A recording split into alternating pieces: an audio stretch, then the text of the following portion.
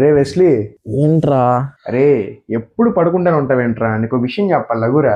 చెప్పు. నువ్వు మహా అయితే ఎన్ని అవర్స్ పడుకుంటావు చెప్పు? కాలేజ్ ఉంటే ఒక 8 అవర్స్, లేకపోతే ఇట్లా 12 అవర్స్ పనుకుంటానేమో. కానీ పడుకుంటే ఎప్పుడు లెగుస్తారో కూడా తెలియని ఒక విలేజ్ ఉంది. అదేంటో తెలుసా నీకు? ఏంటి, అవునా? ఎక్కడది? నువ్వు ఇలానే ఉంటే ఎట్టని పడుకుంటూ ఉంటావులే కానీ దాతోరా అలా వెళ్దాం బయటికి, చెప్తాను. ఆ విలేజ్ నేమ్ కలాచి. ఆ విలేజ్ కజకిస్తాన్ లో ఉంది.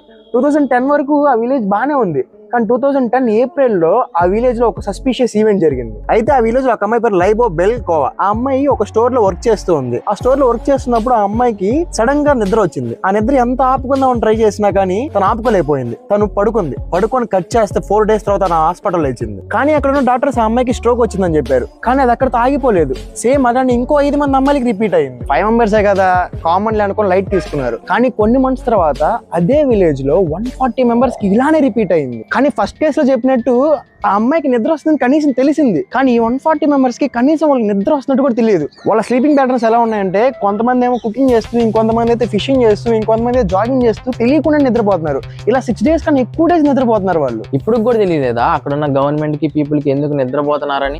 ఇప్పుడు అర్థమైంది అక్కడ ఉన్న గవర్నమెంట్ కి, పీపుల్ కి సంథింగ్ ఇస్ మిస్టీరియస్ అని. ఇంకా వాళ్ళు రీసెర్చ్ స్టార్ట్ చేశారు.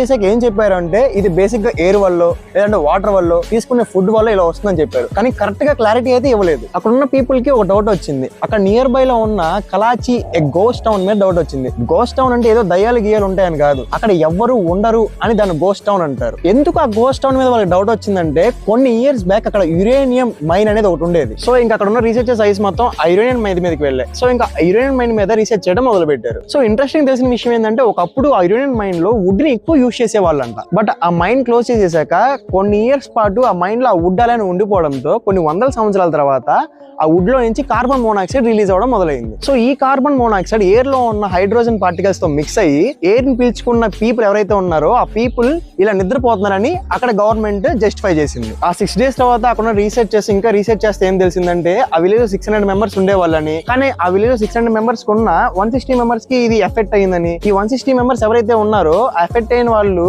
నిద్ర లేసిన తర్వాత, అంటే ఆ స్లీప్ లో నుంచి బయటకు వచ్చిన తర్వాత వాళ్ళు సెక్షువల్ యాక్టివిటీస్ చేయాలని, లేదంటే పడుకునేప్పుడు ఇల్యూజన్స్ రావడం, లేదంటే హైపర్ టెన్షన్ రావడం, దీంతో పాటు ఇలానే వాళ్ళకి 1 month దాకా జరుగుతుందని చెప్పారు. బట్ ఇది 2013 దాకా జరిగింది. బట్ 2013 తో ఆగిపోయింది. మళ్ళీ దాని తర్వాత 2015 లో జరిగిందని చెప్పారు. బట్ ప్రెసెంట్ అయితే ఏం జరగట్లేదని అక్కడ గవర్నమెంట్ జస్టిఫై చేసింది.